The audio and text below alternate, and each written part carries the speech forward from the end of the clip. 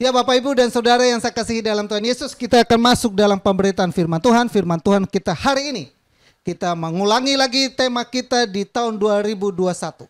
2021 saya canangkan sebagai The Year of TSW.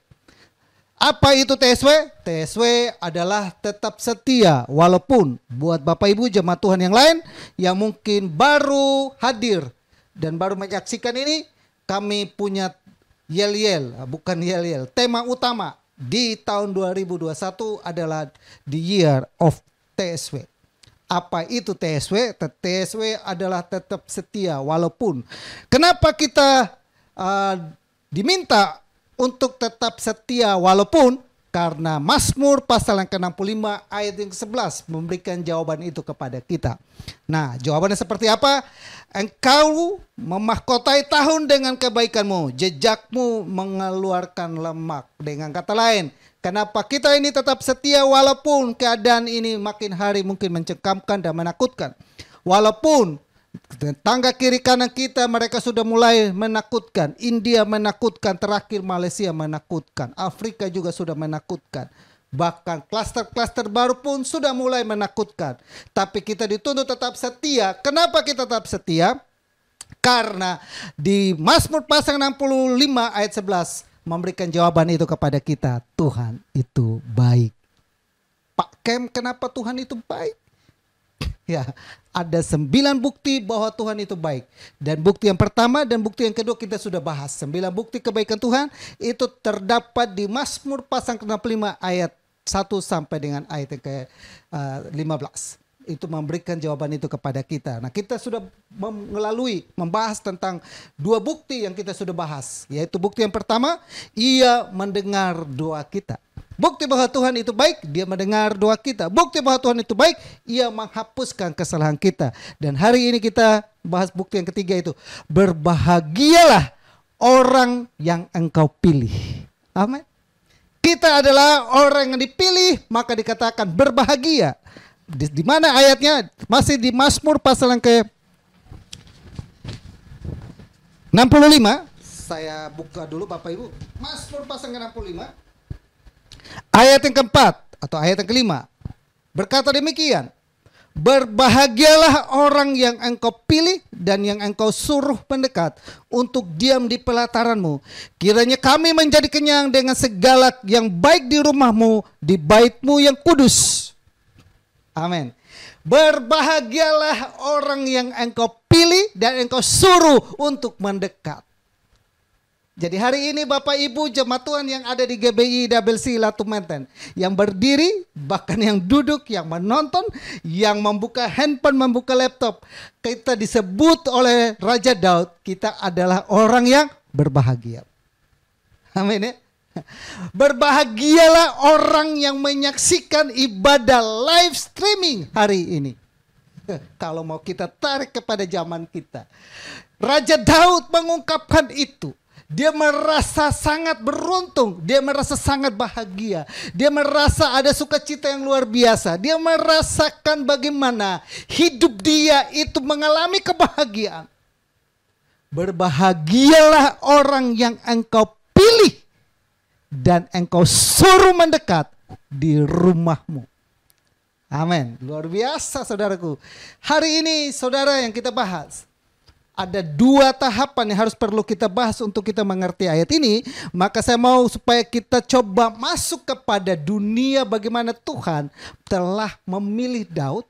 Dan bagaimana Tuhan memilih lagi satu contoh lagi adalah Abraham.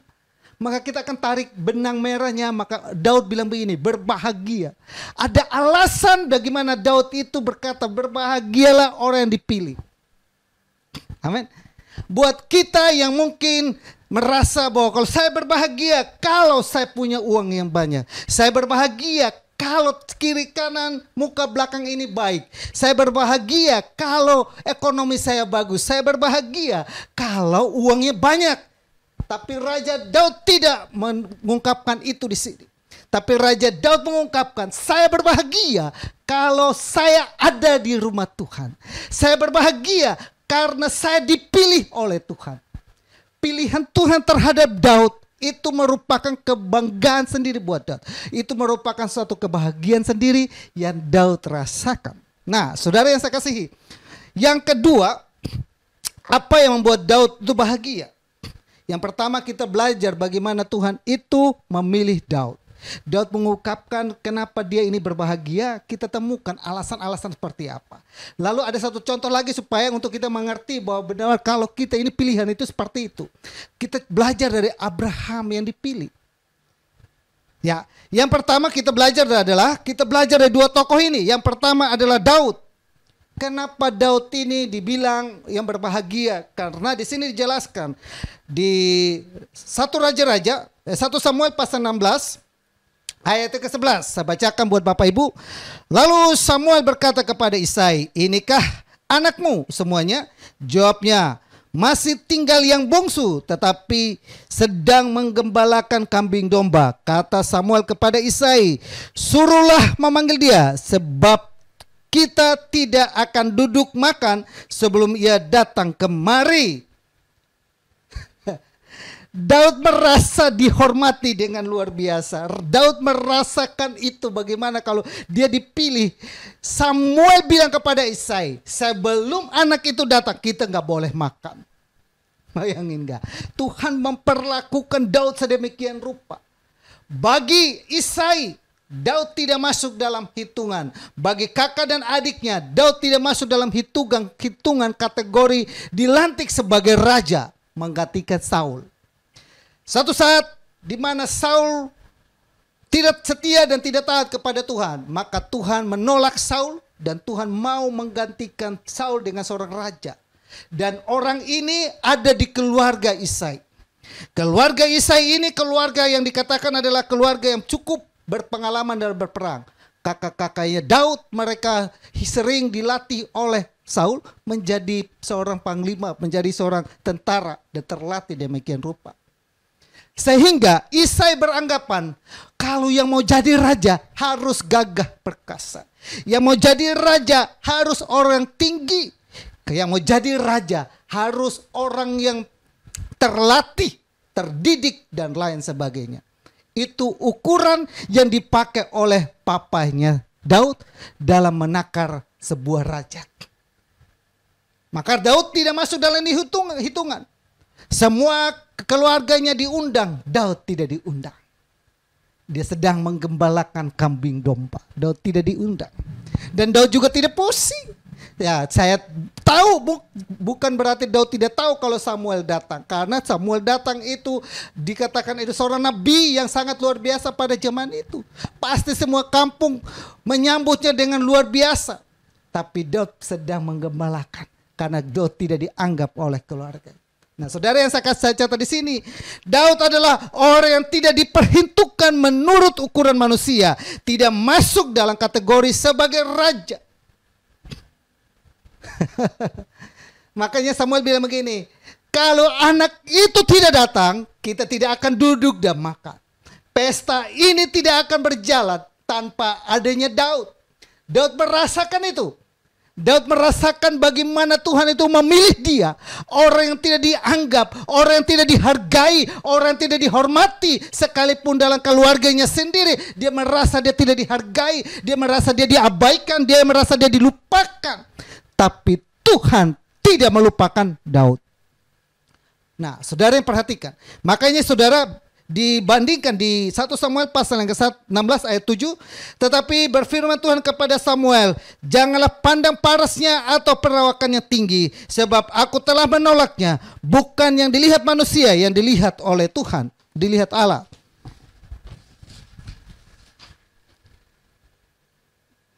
Manusia melihat apa yang di depan mata, tetapi Tuhan melihat hati.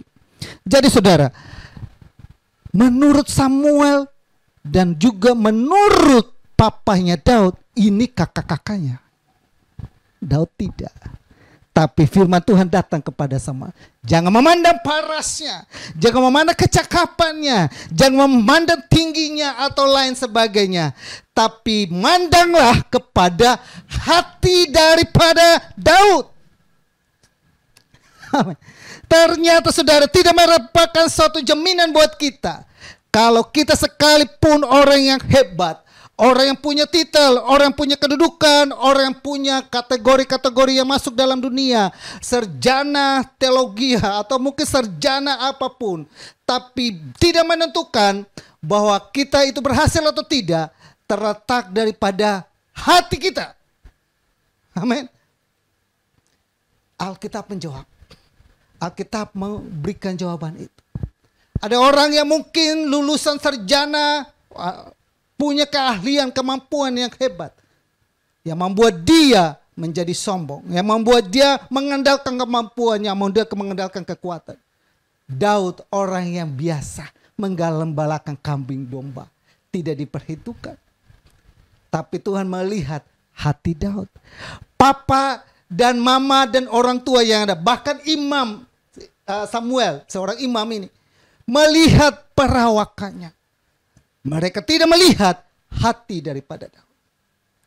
Amin ya. Hari ini ada orang yang mungkin kita anggap bahwa itu orang itu hebat, orang itu luar biasa, tapi kita nggak tahu hatinya seperti apa. Ya kan? Ada kala orang berpikir bahwa dia sudah menjadi pendeta hebat, terkenal, maka hatinya bagus. Belum tentu. Ya kan? Belum tentu. Hari ini Alkitab memberikan, Tuhan melihat hatimu. Tuhan tahu apa dalam isi hatimu. Dan Tuhan mau mengangkat Daud. Tuhan bilang begini, berbahagialah orang yang engkau pilih. Daud merasakan itu bahwa dia dipilih oleh Tuhan, bukan berdasarkan kategori manusia. Dia dipilih oleh Tuhan berdasarkan hati Daud. Daud mendapat perkenanan itu karena hatinya bersih. Hati ini perlu dijaga. Amsal bilang, jagalah hatimu dengan segala kewaspadaan, karena dari situlah terpancar kehidupan. Amin. Dari situlah engkau hidup. Hidup dan mati kita juga ternyata ditentukan oleh hati kita ini. Baik atau tidak baik. Mau berhasil atau tidak berhasil, ternyata ditentukan oleh hatimu. Hatimu harus beres di hadapan Tuhan. Hati kita harus beres di hadapan Tuhan. Daud mengalami itu. Maka dia berkata, aku berbahagia karena aku dipilih. Nah, saudara perhatikan, hati Daud adalah hati yang selalu mau mengampuni. Kakak-kakaknya sering melecehkan dia. Kakak-kakaknya mungkin sering tidak menganggap dia. Dia tidak sakit hati. Hati Daud adalah hati yang mengakui kesalahannya. Ini hati Daud. Bapak Ibu pelajari lebih lanjut, kita ketemu di hati Daud. Hati Daud tidak pernah menyimpan kesalahan daripada kakak-kakaknya atau dendam. Hati Daud selalu mau mengakui kesalahannya. Hati Daud tidak selalu dipenuhi dengan saudara, pujian dan penyembahan. Maka kitab Mazmur dibuat. Dan hati Daud selalu mau bersekutu dengan Tuhan. Itulah yang ada dalam hati Daud. Dan Tuhan lihat hati itu. Adakah hati itu saat ini ada dalam kehidupanmu? Adakah hati itu saat ini ada dalam kehidupanmu? Hati yang mengampuni, hati yang memuji, hati yang terus mengandalkan Tuhan, hati yang mau libatkan Tuhan, hati yang tidak dendam, hati yang melupakan kebencian, hati tidak benci, hati yang berseri, hati yang bersuka cita. Tuhan bilang begini, berbahagialah kita yang dipilih oleh Tuhan. Amin. Yang kedua, tokoh yang kedua adalah Abraham. Bapak Ibu baca di Kejadian pasal 12 ayat 1 sampai 4, saya bacakan buat kita semua. Berfirman Tuhan kepada Abraham, pergilah dari negerimu dan dari sana saudaramu dan dari rumah bapamu ini ke negeri yang akan kutunjukkan kepadamu. Aku akan membuat engkau menjadi bangsa yang besar dan memberkati engkau serta membuat namamu masyhur, dan engkau akan menjadi berkat. Aku akan memberkati orang-orang yang memberkati engkau dan mengutuki orang-orang yang mengutuki engkau, dan olehmu semua kaum di muka bumi akan mendapat berkat. Lalu pergilah Abraham seperti difirmankan Tuhan kepadanya, dan Lot pun ikut bersama-sama dengan dia. Abraham berumur 75 tahun ketika berangkat ke Haran. Nah, saudara yang saya kasihi dalam Tuhan Yesus, ada firman Tuhan yang datang kepada Abraham. Abraham hari ini disebut orang beriman, adalah orang yang berbahagia. Lewat Abraham dikatakan engkau diberkati. Orang yang bahkan memberkati engkau diberkati. Orang yang mengutuk engkau dikutuk. suatu pemeliharaan Tuhan, suatu proteksi Tuhan terhadap Abraham. Bukan saja kepada Daud, tapi Abraham pun merasakan itu. Daud merasakan bagaimana dia dipilih, dia menjadi orang yang bahagia. Karena Tuhan melihat hatinya dia. Dan kita kembali lagi temukan di sini ada satu tokoh di mana dia merasa dia berbahagia. Adalah Abraham. Dia disuruh untuk meninggalkan sanak saudaranya, meninggalkan rumahnya, meninggalkan sanak saudaranya, meninggalkan rumah ayahnya. Gak gampang memang, gak gampang. Kenapa? Abraham sudah dididik dari keluarga ini. Abraham sudah ada di lingkungan ini. Abraham sudah ada di rumah ini, tempat yang nyaman dan enak. Sekarang firman Tuhan bilang, keluar dari ini dan pergi ke negeri yang Abraham tidak tahu negerinya itu seperti apa. Artinya apa saudara? Abraham diajak untuk keluar dari kenyamanan, keluar dari kepastian menuju kepada ketidakpastian. Bagi orang-orang yang ada di sekitar Abraham, hidup sekarang ini kepastian. Kenapa kepastian? Rumah kita, makan dan minum semua sudah tercukupi, semua sudah ada, semua sudah lengkap dan nyaman.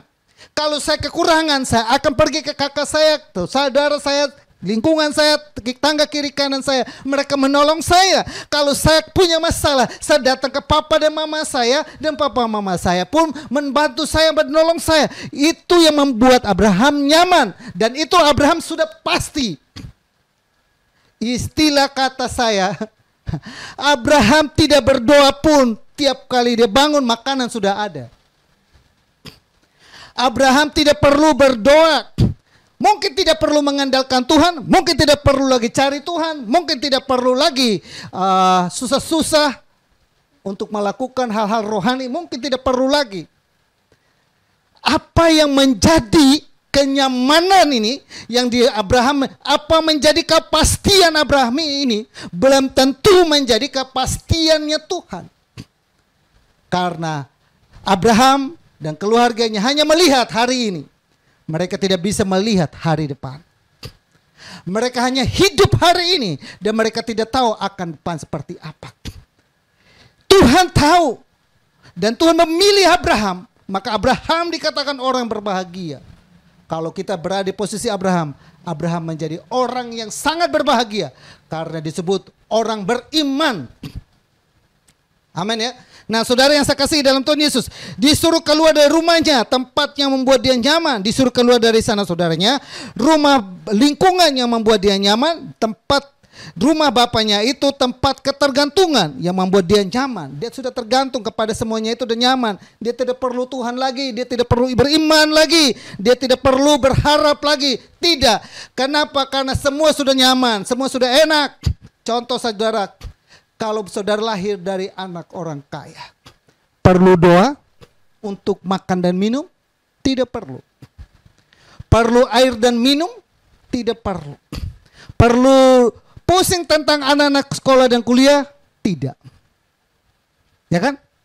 Tapi kalau Bapak Ibu ada di keluarga yang tidak mampu, maka Bapak Ibu akan seperti orang yang terus bagaimana lagi hidup mau seperti apa. Nah, Abraham sudah nyaman dengan keluarganya. Tiba-tiba Tuhan suruh pergi, tinggalkan itu. Kita jadi seperti Abraham, gak gampang meninggalkan keluarganya. Tapi Abraham taat melakukan. Waktu dia taat kepada firman itu dan dia melakukannya, Tuhan perhitungkan itu sebagai kebenaran dan dinyatakan itu sebagai orang yang beriman. Ketika kita mulai taat kepada firman Tuhan, Tuhan memperhitungkan itu sebagai iman.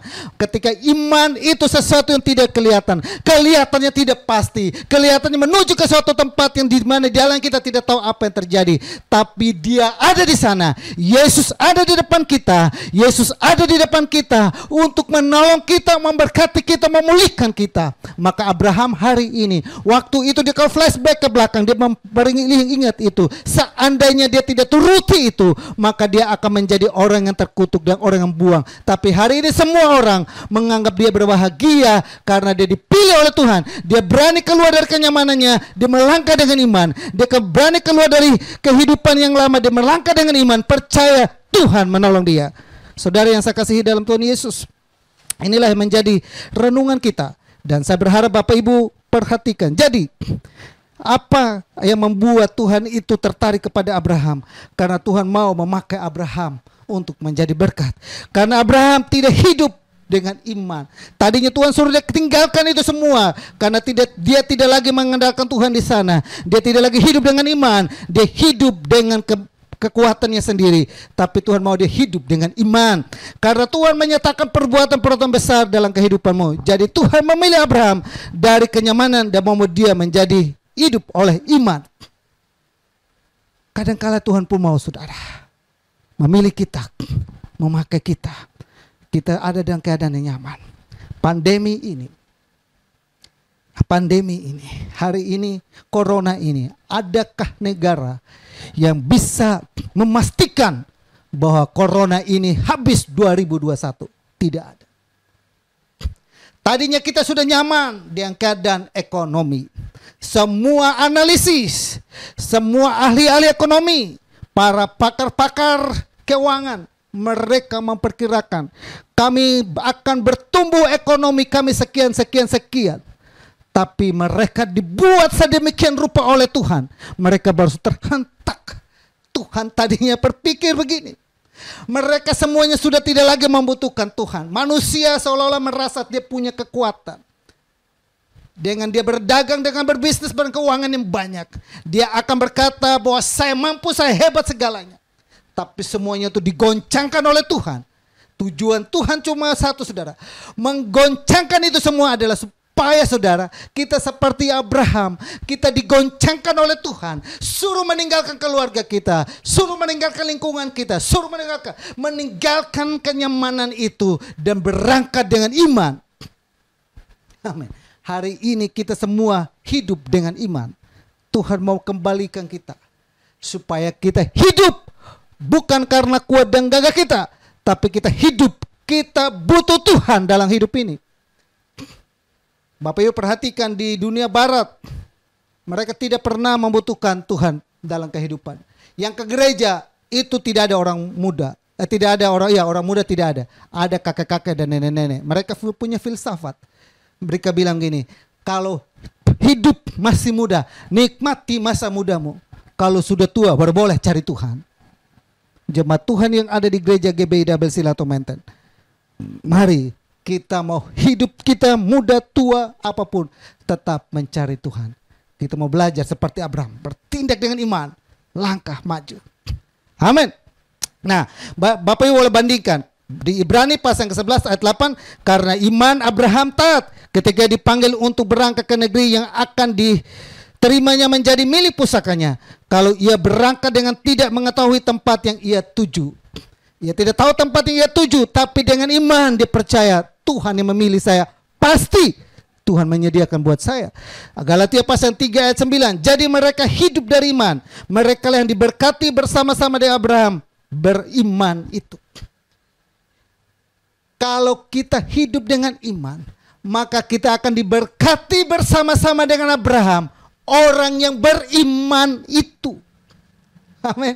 Hari ini kita diajarin bukan mengandalkan kekuatan dan kemampuan kita, tapi mari kita sama-sama, jemaat Tuhan yang ada di GBI Double Silato Menten, kita semua sama-sama untuk mengandalkan Tuhan dalam kehidupan ini. Hidup dengan iman.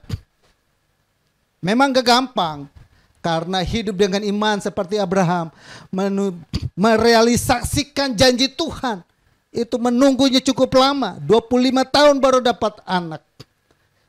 Tuhan janji untuk memberikan dia Ishak, tapi tidak dapat. Tapi tetap dia setia. Amin. Nah, hidup dengan iman. Mari kita hidup dengan iman. Nah, apa yang membuat Daud berbahagia? Penjelasan pokok kita hari ini adalah apa yang membuat Daud itu berbahagia. Sehingga dia berkata, berbahagialah orang yang dipilih. Dia merasa sukacita yang luar biasa. Dia merasa berbahagia, dia merasa beruntung, dia merasa bahwa dia dipilih oleh Tuhan. Yang pertama kita baca di Mazmur pasal yang ke-65 ayat 4. Berbahagialah orang yang kau pilih dan yang kau suruh mendekat untuk diam di pelataranmu. Kiranya kami menjadi kenyang dengan segala yang baik di rumahmu, di baitmu yang kudus. Pasal yang ke-65 ayat 2. Engkau yang mendengar doa, kepada mula datang semua yang hidup, yang membuat Daud berbahagia. Karena Tuhan itu dikatakan selalu mendengar doa Daud. Tuhan itu selalu mendengar doa Daud. Amin. Inilah yang menjadi Daud, menjadi orang yang berbahagia. Orang yang sangat beruntung. Orang yang sangat merasakan kekuatan yang luar biasa. Nah ini saudaraku yang saya kasih, berbahagialah engkau yang mendengar doa, kepada mula datang segala yang hidup. Tuhan selalu mendengar doa kita. Mazmur pasal yang ke-6 ayat ke-9. Tuhanlah yang mendengar permohonanku, Tuhan menerima doaku. Ya kan? Apa yang kira-kira yang membuat kita bahagia? Apakah duit atau apapun yang membuat kita ternyata bahagia? Daud rasakan ketika dia berdoa, doanya diterima oleh Tuhan. Amin. Amin saudara. Ketika kita berseru, Tuhan tolong saya, dan Tuhan dengar doa kita. Tuhan berkati saya, dan Tuhan dengar doa kita. Tuhan pulihkan saya, dan Tuhan dengarkan kita. Apa yang kira-kira lebih berbahagia dari hal itu? Saya rasa tidak ada. Yang ada adalah ketika kita seperti Daud, namun Tuhan, kita berdoa kepada Tuhan, Tuhan tolong saya, Tuhan tolong saya. Amin. Yang kedua, ayat yang kedua dikatakan di Mazmur pasal yang 20 ayat 4, kiranya diberikannya kepadamu apa yang kau kehendaki, dan dijadikannya berhasil apa yang kau rencanakan. Setiap apa yang kita rencanakan dan kita pikirkan dan kita buat sedemikian rupa, Tuhan bilang apa? Kamu bawa itu di hadirat Tuhan, Tuhan buat itu berhasil. Ayat yang lagi adalah di Mazmur 28 ayat yang ke-6. Terpujilah Tuhan karena Ia telah mendengar suara permohonanku. Suara permohonan Daud didengar oleh Tuhan. Itulah yang menjadi Daud itu merasa dia berbahagia. Yang kedua, apa yang membuat Daud itu berbahagia? Yang kedua dikatakan di Mazmur pasal 65 ayat yang 3. Karena bersalah bila manakah pelanggaran-pelanggaran kami melebihi kekuatan kami, Engkaulah yang menghapuskannya. Yang kedua dikatakan adalah kenapa Daud itu berbahagia? Karena pelanggarannya dihapuskan oleh Tuhan. Dan dia mengakui itu di Mazmur pasal ke-51 ayat ke-8. Terhadap engkau sajalah aku telah berdosa dan melakukan apa yang kau anggap jahat, supaya ternyata engkau adil dalam putusanmu, bersih dalam penghukumanmu. Sesungguhnya dalam kesalahan aku diperanakan, dalam dosa aku dikandungkan ibuku. Sesungguhnya engkau berkenan akan kebenaran dalam batin, dan dengan diam-diam engkau memberitahukan hikmat kepadaku. Bersihkanlah aku daripada dosaku, dengan hisop maka aku menjadi tahir. Basuhlah aku maka aku menjadi putih dari salju. Biarlah aku mendengar kegerangan dengan sukacita. Biarlah tulangku kau remukkan bersorak-sorak kembali. Dia merasakan bagaimana Tuhan itu, dia merasa sukacita dan hebat, merasakan bahagia yang luar biasa karena pelanggaran-pelanggarannya dihapuskan oleh Tuhan. Dia sadar bahwa dia lahir sebagai manusia berdosa, namun dia sadar ketika dia ada di hadirat Tuhan, dia datang kepada Tuhan, dia kembali kepada Tuhan, dia beriman dan berharap kepada Tuhan. Tuhan menghapuskan itu, Tuhan mentahirkan itu dan membuat itu kembali tahir dan putih seperti salju. Dan dikatakan bahwa di sini dikatakan bahwa biarlah aku mendengar kegerangan dan sukacita, biarlah tulang yang kau remukkan bersorak-sorak kembali. Karena tulang yang remuk-remuk kau bersorak-sorak kembali, ada kegerangan dinaikkan kepada Tuhan. Karena apa? Tuhan itu menghapuskan pelanggaran Daud. Apapun yang kau lakukan hari ini, pelanggaran apapun yang kau lakukan, bila engkau kembali datang kepada Tuhan, hari ini Tuhan mau menyambut engkau. Dan Tuhan mau melupakan dosa-dosamu, asal engkau mau bertobat dan setia kembali kepada Tuhan. Amin. Yang ketiga, Mazmur pasal ke-65 ayat 4. Berbahagialah orang yang kau pilih dan yang kau suruh mendekat untuk diam di pelataranmu. Kiranya kami menjadi kenyang dengan segala yang baik di rumahmu dan baitmu yang kudus. menjadi orang yang kenyang dengan segala yang baik di rumah Tuhan. Daud merasa bahagia. Kenapa? Karena dia dipilih Tuhan. Bahkan bukan hanya itu, dia merasa berbahagia. Dia merasa beruntung sekali. Karena ketika dia mendekatkan diri dia di bait Tuhan, di hadirat Tuhan, dia mengalami segala yang baik dari Tuhan ada dalam kehidupan. Apakah dengan kita saat ini? Apakah kita sudah mendekatkan diri kita? Apalagi hari-hari ini kita perhatikan ibadah live streaming. Saya selalu memperhatikan Bapak Ibu yang nonton atau tidak nonton. Tapi Bapak Ibu yang saya kasihi dalam Tuhan Yesus, hari ini Daud memberikan kita kurang lebih ada 2 gambaran. Ya, ada 3 gambaran dia ketika dia mendekatkan diri dia kepada Tuhan.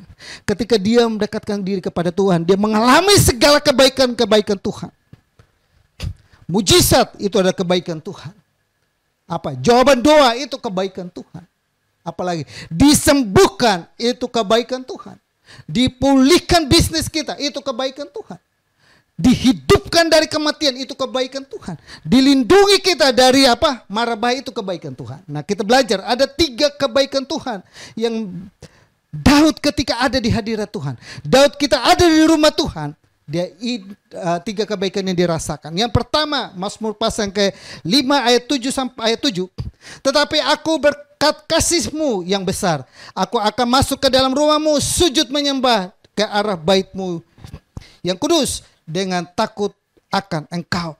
Yang pertama, di rumah Tuhan, Daud merasakan kasih Tuhan yang begitu besar mengalir dalam kehidupan. Amin. Di hadirat Tuhan, di rumah Tuhan dia merasakan, di ibadah itu dia merasakan berkat yang luar biasa. Kasih yang begitu besar mengalir dalam kehidupannya. Yang menggoncangkan jiwanya, yang membuat dia teguh, yang membuat dia kembali bergairah dengan Tuhan. Dia temukan itu semua bukan di tempat lain. Dia temukan itu semua di ibadah. Haleluya. Saya kasih tahu Bapak Ibu, ibadah. Kalau kita mau mengalami kebahagiaan seperti yang Daud rasakan, mari kita ada di ibadah-ibadah kita. Kelihatannya memang gak enak, kelihatan memang gak nyaman. Memang kita sedang dibuat tidak nyaman seperti Abraham. Tujuannya apa? Hidup oleh iman. Amin. Kau pegang handphonemu, percaya Tuhan ada di situ, Tuhan ada di situ. Lihat TV-mu dan kau percaya Tuhan ada di situ, Tuhan ada di situ. Lihat saya khotbah hari ini dan kau percaya Tuhan ada di depanmu. Dan Tuhan mau bilang begini, engkau akan mengalami kebahagiaan yang luar biasa dalam kehidupan. Kiranya dikatakan ada berkat kasih setia Tuhan yang besar dilimpahkan dalam kehidupan. Kesetiaan Tuhan selalu mengikuti kita. Yang kedua, Daud rasakan Mazmur pasal 27 ayat 5. Sebab ia melindungi aku dari pondoknya pada waktu bahaya. Ia menyembunyikan aku dalam persembunyian di kemahnya. Ia mengangkat aku ke atas gunung batu. Apa yang dikatakan di sini adalah Daud ketika dia beribadah kepada Tuhan, maka di sini katakan ada perlindungan Tuhan terhadap dia dari bahaya. Abraham tidak tahu akan ada bahaya kelaparan, tapi Tuhan tahu. Tuhan suruh dia hidup jangan dengan andalkan kekuatanmu, tapi andalkan imanmu. Imanmulah yang memelihara engkau. Hari ini kita juga sama. Daud bilang begini, hidupkan, dekatkan dirimu kepada Tuhan. Dengan ibadah, dengan berdoa, memohon. Maka Tuhan bilang apa? Ada perlindungan Tuhan dari bahaya. Corona ini gak ada yang lihat. Virus ini tidak ada yang lihat. Sampai sekarang, ahli profesor apapun tidak ada yang lihat. Vaksin pun tidak menjamin. Tapi kalau engkau ada di Tuhan, ada perlindungan Tuhan yang memagari engkau. Sebagaimana Tuhan memagari Ayub, Tuhan memagari kehidupan kita. Sebagaimana Tuhan memagari Daud, Tuhan memagari kita. Amin. Saya percaya bahwa di zamannya Daud pun ada wabah ini. Tapi Daud dilindungi. Amin. Yang kedua, yang ketiga. Kebaikan yang didapatkan oleh Daud ketika dia ada di hadirat Tuhan, dia ada di rumah Tuhan, dia beribadah. Di Mazmur pasal ke-122 ayat ke-9. Oleh karena rumahmu, rumah Tuhan Allah kita, aku hendak mencari kebaikan bagimu. Ternyata saudara, bukan saja kita yang rasakan, tapi orang lain pun merasakan kebaikan Tuhan. Berkat siapa saudara? Berkat kita yang setia beribadah. Raja Daud mengakui, oleh karena rumah Tuhan Allah kita, aku hendak mencari kebaikan-Mu, bukan kebaikan dia. Di rumah Tuhan dia naikkan doa buat sanak saudaranya, buat keluarganya, buat familinya, buat apapun dia lakukan. Dan di situ Tuhan mendengarkan doanya.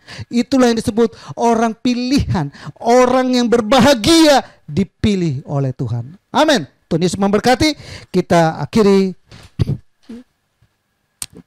Sebelum kita akhiri, mari kita berdoa buat firman Tuhan yang ada. Terima kasih banyak Bapa yang baik buat kebenaran firman-Mu. Biar kebenaran firman-Mu itu meneguhkan kami, mengokohkan kami. Bawa untuk hidup seperti Daud dan Abraham. Kami hari-hari ini menjaga hati kami, dan menjaga iman kami, bahkan menjaga juga Bapa, supaya ibadah itu kami lakukan dalam. Ketika kami taat melakukan ibadah kami, sebagaimana Tuhan melakukan berkat yang luar biasa bagi Daud, sebagaimana Tuhan boleh memagari Daud, menyingkirkan Daud dari bahaya, bahkan orang lain ditolong dan diberkati lewat kehidupan Daud. Itu pun kami rasakan saat ini dalam kehidupan. Berkati seluruh sidang jemaat-Mu, anak-anak-Mu semua diberkati Bapa. Meteraikan firman-Mu dalam nama Yesus. Haleluya. Amin.